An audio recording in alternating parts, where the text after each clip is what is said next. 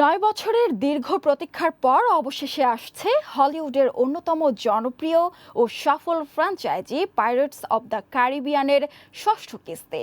নানাবিধ আইনি ও ব্যক্তিগত জটিলতায় ২০১৭ সালে মুক্তি পাওয়া পঞ্চম পর্বেই আটকে ছিল এই সিরিজ। তবে সব জটিলতার মেঘ কাটিয়ে আবারও বড় পর্দায় নতুন কিস্তি নিয়ে ফেরার তোড়জোড় শুরু হওয়ায় আনন্দে ভাসছেন সিনেপ্রেমীরা। Every debt, every curse, every secret, she keeps them close. ৯ বছরের দীর্ঘ প্রতীক্ষার পর অবশেষে আসছে হলিউডের অন্যতম জনপ্রিয় ও সফল franchise pirates of the Caribbean এর ষষ্ঠ কিস্তি। নানাবিধ আইনি ও ব্যক্তিগত জটিলতায় ২০১৭ সালে মুক্তি পাওয়া পঞ্চম পর্বেই আটকে ছিল এই সিরিজ। তবে সব জটিলতার মেঘ কাটিয়ে আবারও বড় পর্দায় নতুন কিস্তি নিয়ে ফেরার তোড়জোড় শুরু হওয়ায় আনন্দে ভাসছেন সিনেপ্রেমীরা। Jack, you should have told me she existed.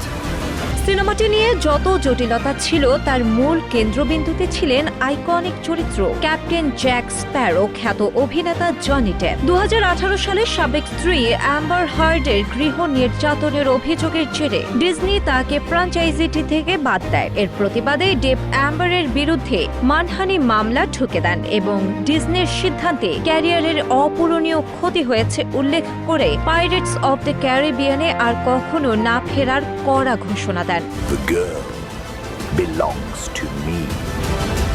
They want her. They'll face me first.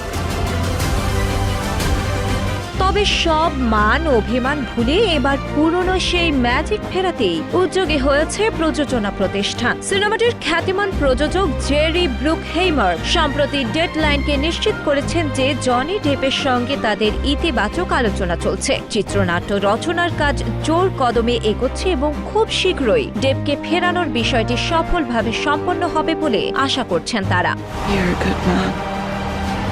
Release the Kraken.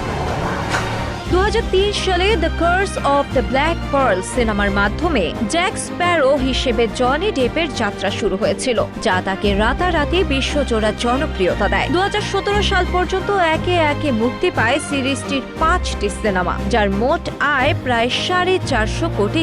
প্রথম ফ্র্যাঞ্চাইজি হিসেবে জোড়া সিনেমা $১০০ কোটি বেশি আয়ে রেকর্ড করা এই সিরিজের সর্বশেষ পর্ব ডেড ম্যান টেল নো টেলস বিশ্বজুড়ে $৮০ কোটি আয় করেছিল। You, I need your help. Shila Islam, great TV digital. This man is still out there.